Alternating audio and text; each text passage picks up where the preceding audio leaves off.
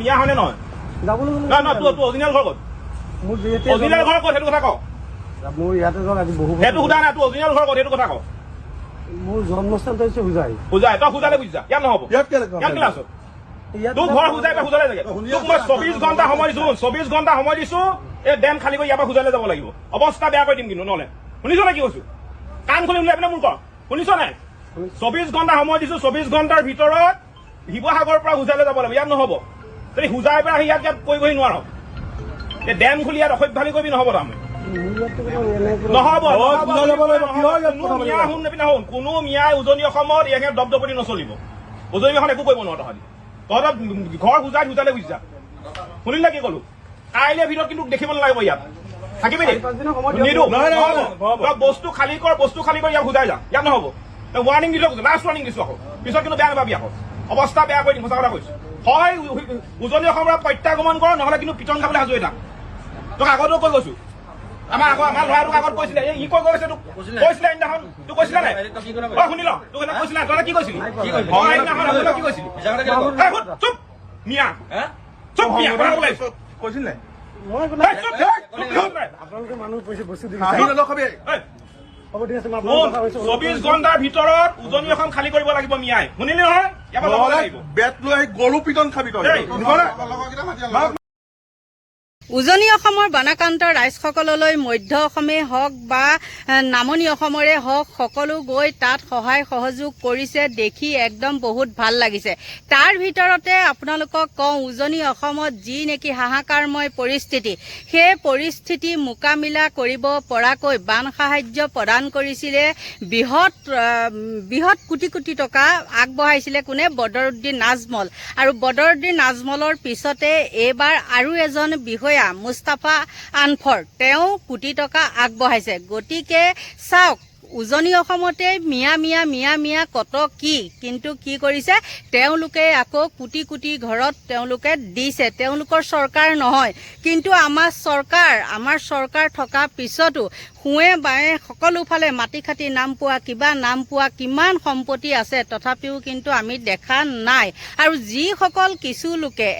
মানে দিছে নাম ক'বলৈ কিছুমান হেৰিও লাগে তেওঁলোকে আকৌ কি কৰিছে বান সাহায্যৰ নামত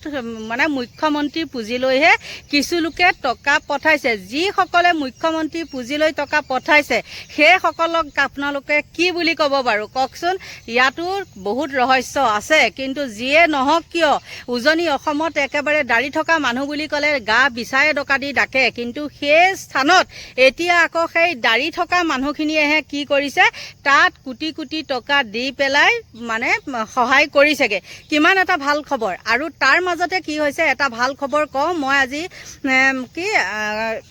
কি মুস্তাফা আনফৰ তেওঁৰ কথা ক'বলৈ লৈছিলোঁ এইটো ভিডিঅ'ত কিন্তু তাৰ মাজতে আৰু এটা কথা মোৰ থাকি গৈছে বদৰুদ্দিন নাজমলে যি নেকি বানপানীত একেবাৰে মানে মঠ মন্দিৰ নাইকিয়া হৈ গৈছে তালে প্ৰতিটো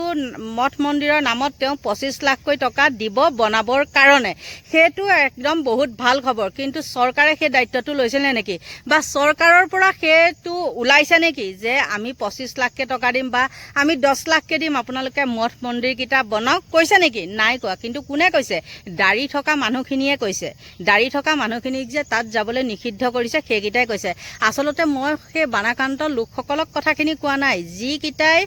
হেৰি কৰিছে যিকেইটাই মানে হাতত দাণ্ডা লৈ ঘূৰি ফুৰিছিলে মই সেইটো কথা কৈছোঁ কালি আপোনালোকৰ ওচৰলৈ এটা ভিডিঅ' দিছিলোঁ কিন্তু এতিয়ালৈকে মই নাজানো মই চিটু বৰুৱাক দেখা নাই হয়তো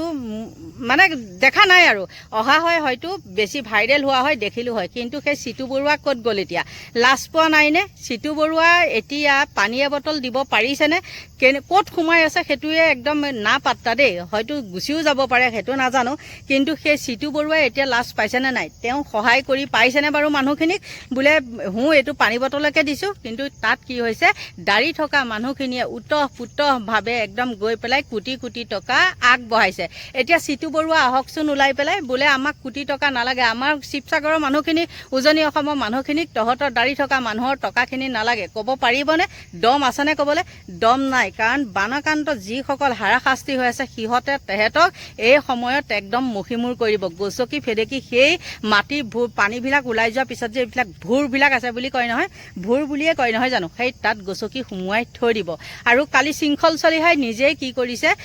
মানে সেই বদৰুদ্দিনৰ লগত লগ হৈছে আৰু কিয় লগ হৈছে সেইটো আপোনালোকে জানে কিন্তু মই এই মুস্তাফা আনফৰ এই মানুহজনকো বহুত বহুত ধন্যবাদ দিছোঁ আৰু 2 এদিনতে তাত গৈ পাব মই যেতিয়া নিউজটো পাইছোঁ আজি 25 তাৰিখ আৰু যদি কালিয়ে নিউজ মই নাজানো কিন্তু তেওঁ বহুত এটা ভাল পদক্ষেপ লৈছে খণ্ড খণ্ডকৈ মানে এৰিয়া বাই এৰিয়াত তেওঁ গৈ পেলাই তেনেকৈ পইচা বিতৰণ কৰিব আৰু কি কৰিব কামত অহাকৈ কৰিব কি হৈছে জানে বহু জেগাত দেখিছোঁ পুৱাই পাই আছে নোপোৱাই নাই বহুখিনিয়ে এইবাৰ কিন্তু ইউটিউবাৰে হওক বা যোনে নহওক কিয় ভিডিঅ' ক্ৰিয়েটৰে হওক সকলোখিনি গৈ পেলাই তাত বহুত সহায় কৰিছে মানে ইজনে সিজনক দেখি সিজনে সিজনক দেখি বহুত সহায় কৰিছে বহুত ভাল লাগিছে আৰু এটা ভাল লাগিছে ৰ'দ দিছে বোকা ওলাইছে গতিকে বন্ধু বান্ধৱীসকল সেই মুস্তাফা আনফৰ তেওঁ ইমান সুন্দৰকৈ সেই কথাখিনি কৈছে আৰু মানুহক আশ্বাস দিছে সঁচাকৈ ক'ত আমাৰ সনাতনী হিন্দু আৰু ক'ত মিয়া মুছলমান লাজ পায়নে নাপায় বাৰু এই সনাতনী হিন্দুকেইটাই লাজ পাইছেনে তেওঁলোকে যে কোটি কোটি টকা দিছে সনাতনী হিন্দুকেইটাই ক'বলৈ সাহস হ'ব নেকি যে আমাক নালাগে তহঁতৰ সাহায্য বুলি গতিকে বন্ধু বান্ধৱীসকল পলম নকৰি আপোনালোকে চাওক তেওঁ কি বক্তব্য দিছে আজমলৰ পাছত এবাৰ মানৱীয়তাৰ নিদৰ্শন দাঙি ধৰিলে মুস্তাফা আনফৰে উজনিৰ বানাক্ৰান্তক 1 কোটি টকাৰ আৰ্থিক সাহায্য প্ৰদান কৰিব মুস্তাফা আনফৰে জামিয়াত উলেমাৰ সভাপতি তথা আনফৰ ফাউণ্ডেশ্যনৰ মুৰব্বী মুস্তাফা আনফৰ 2 এদিনতে আৰ্থিক সাহায্য লৈ বানাক্ৰান্তৰ কাষলৈ যাব আনফৰ ফাউণ্ডেশ্যন সকলোকে বানাক্ৰান্তক সহায় সহযোগ কৰাৰ বাবেও আহ্বান জনাইছে আনফৰে আজমলৰ পাছত এইবাৰ মানৱীয়তাৰ নিদৰ্শন দাঙি ধৰিলে মুস্তাফা আনফৰে জামিয়াত উলেমাৰ সভাপতি মুস্তাফা আনফৰে উজনিৰ বানাক্ৰান্তলৈ প্ৰদান কৰিব 1 কোটি টকাৰ আৰ্থিক সাহায্য মানৱীয়তাৰ নিদৰ্শন পুনৰ দাঙি ধৰিলে মুস্তাফা আনফৰে শেহতীয়া খবৰ এই মুহূৰ্তত আমি আপোনাক জনাইছো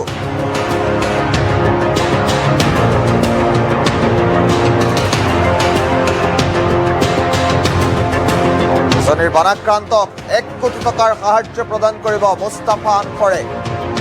নিতান্ত এটা আপোনাক জনাইছো মুস্তাফা আনফৰৰ মন্তব্য আছে এই মুহূৰ্তত আমি পোনে পোনে মন্তব্য শুনাম উজনি অসমৰ আপোনাৰ যোৰহাট চৰাইদেউ নাজিৰা আৰু শিৱসাগৰ বেছিকৈ বহুত বেছি এফেক্ট হ'ল আপোনাৰ আমি সঁচাকৈ বহুত বেছি মৰ্মাহত আৰু প্ৰত্যেক মানুহে মোক ফোনো কৰি আছে কিছুমান আপোনাৰ মিডিয়া মানুহ ফোন কৰিছে মই নিজে নিজাববীয়া কিছুমান তেওঁক সহায় কৰি আছোঁ তথাপিও আমাৰ জমিয়ত এটা লোকেল টিমে তাত সহায় কৰি আছে তো আমাৰ হোজাইৰ পৰা এতিয়ালৈকে এটা আনফৰ ফাউণ্ডেশ্যনৰ টিম আৰু জমিয়ত উলেমাৰ এটা টিম সজাতি দল একেলগে যৌথভাৱে আপোনাৰ অহা 2 দিনৰ ভিতৰত আপোনাৰ তাত যাব মিনিমাম এটা 20 লাখৰ পৰা 25 লাখ টকা আমি এটা সামগ্ৰী দি পেলাই পঠোৱাম কিন্তু এইটোতো বহুত কম কাৰণ আমি চিন্তা কৰিছোঁ আপোনাৰ এই ফ্লাডৰ পিছত যিটো অৱস্থা হ'ব ভয়াৱহ অৱস্থা হ'ব মানুহৰ ঘৰলৈ যাব কেনেকুৱা যাব মানুহ ঘৰত বোকা থাকিব মানুহ বহুত বেছি ঘৰ এফেক্ট হ'ব সেই সময়ত আমি চিন্তা কৰিছোঁ মিনিমাম আৰু এটা 75 লাখ টকা মিনিমাম 1 কোটি টকা ধৰক টোটেলি আমি দিয়াৰ ব্যৱস্থা চিন্তা কৰিছোঁ আৰু আপোনাৰ মোৰ গা বেয়া মই যাব পৰা নাই কিন্তু অহা 1 মাহৰ ভিতৰত মই নিজে গৈ পেলাই বাকী যিটো আপোনাৰ 75 লাখ টকা আৰু বেছি আৰু হ'ব পাৰে মিনিমাম 1 কোটি টকা কৈছোঁ আপোনাৰ আজিৰ পৰা মই দিম কিন্তু বেছি আৰু হ'ব পাৰে কিন্তু এইটো মই একৰ লগত আপুনি নিজে গৈ পেলাই বাকী ঘৰে ঘৰে গৈ পেলাই যি মানুহৰ ঘৰ ধৰক আপোনাৰ এফেক্ট হ'ল মহিলা হওক মতা মানুহ হওক আপোনাৰ পুৰুষসকল হওক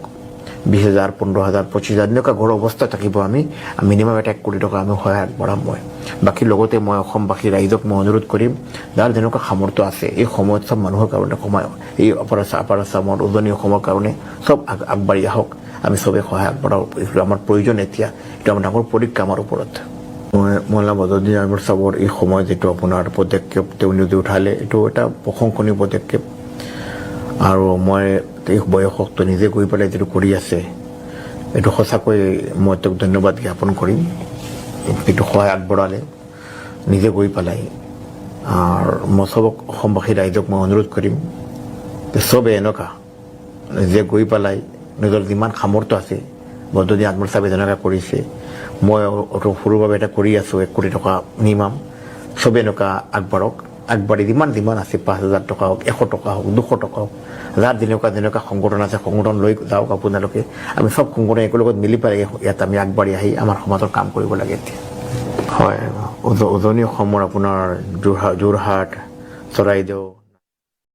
আপোনালোকে নিশ্চয় সেই তেওঁ সুন্দৰ সাৰুৱা ভাষণখিনি শুনিলে শুনাৰ পিছত কওকচোন আপোনালোকৰ মনটো ভাল লাগিছে নে নাই আমি দিব পৰা নাই কিন্তু বেলেগে দিওঁতে আমি কি কৰিব লাগিব উৎসাহ দিব লাগিব যাতে আমাৰ উৎসাহত তেওঁলোকে আকৌ দিবলৈ বাধ্য হয় এইখিনি আছিলে ক'বলৈ আৰু ভুল হৈছে যদি ক্ষমা কৰিব